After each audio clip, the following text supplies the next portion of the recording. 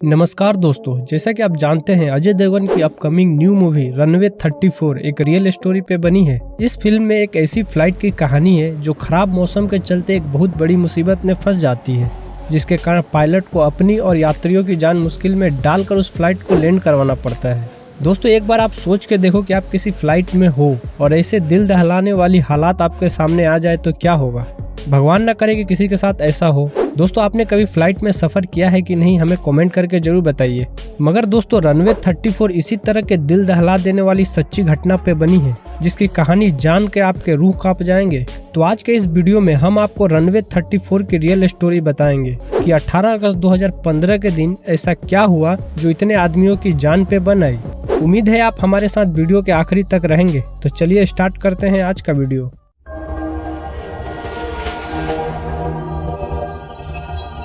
दोस्तों, 18 अगस्त 2015 की सुबह 5:45 में जेट एयरवेज की फ्लाइट 9W555 बोइंग 737-800 ये फ्लाइट दोहा कतर से कोची केरल के लिए निकली। ये फ्लाइट 150 यात्री और क्रू मेंबर के साथ उड़ान भरती है। समय सुबह का था, मगर बहुत सी जिंदगियों में रात होने वाली थी। मानो इस फ्लाइट में सवार यात्री और खास तौर पर पायलट की किस्मत में कुछ और ही लिखा था। फ्लाइट के अंदर सब कुछ नॉर्मल था, सारे यात्री सफर का मजा लेते आ रहे थे। दोस्तों, इस फ्लाइट को कोची एयरपोर्ट पर लैंड करना था, मगर उस दिन बहुत जोर की बारिश हुई थी।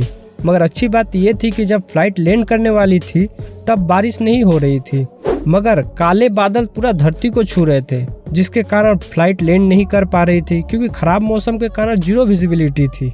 जिसके बाद बोइंग 737 फ्लाइट को तिरुवनंतपुरम डाइवर्ट कर दिया गया, मगर वहां भी खराब मौसम के कारण पायलट्स लैंडिंग नहीं करवा पा रहे थे। कई असफल प्रयासों के बाद ये फ्लाइट सिर्फ 350 किलोग्राम के फ्यूल के साथ तिरुवनंतपुरम हवाई अड्डे पर लैंड की। इतने फ्यूल में सिर्फ 10 मिनट ही ये फ्लाइट्स उड़ सकती थी, जिसके कारण बिना विजिबिलिटी के भी इसे लैंड करवाना पड़ा। नियम के अनुसार बोइंग 737 एयरक्राफ्ट में 1500 किलोग्राम ईंधन रिजर्व रहना चाहिए था।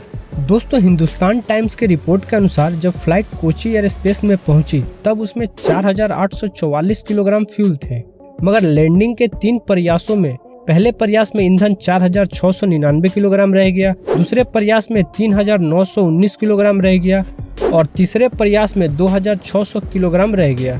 मगर बेंगलोर तक के लिए एयरक्राफ्ट में 3306 किलोग्राम फ्यूल होना चाहिए। इस वजह से इस फ्लाइट को तिरुवनंतपुरम डाइवर्ट कर दिया गया। मगर दोस्तों, हम आपको बता दें, तिरुवनंतपुरम एयरपोर्ट में 7वें प्रयास में ये फ्लाइट को बिना विजिबिलिटी के लैंड करवाया गया, जिसके कारण ये बोइंग 737 फ्लाइट क्रैश हो गया।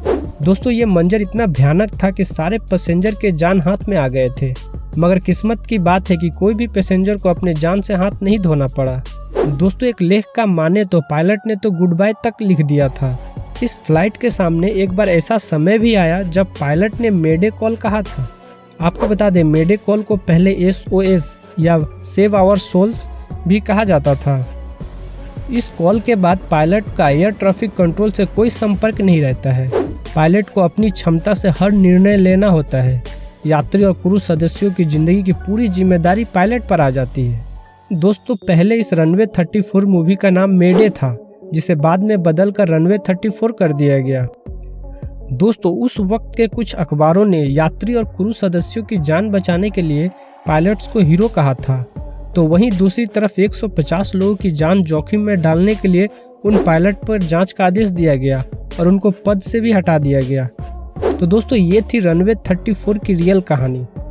रनवे 34 मूवी में अजय देवगन कैप्टन विक्रांत खन्ना का रोल निभा रहे हैं, जो कि उस टाइम के बोइंग 737 के पायलट थे।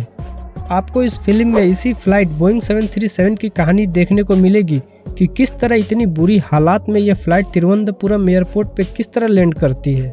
दोस्तों, आपको क्या लगता है कि बोइंग 737 के क्रैश के पीछे किसकी गलती है, पायलट का या एविएशन डिपार्टमेंट का या फिर मौसम का? आप अपनी राय कमेंट सेक्शन में जरूर दीजिएगा।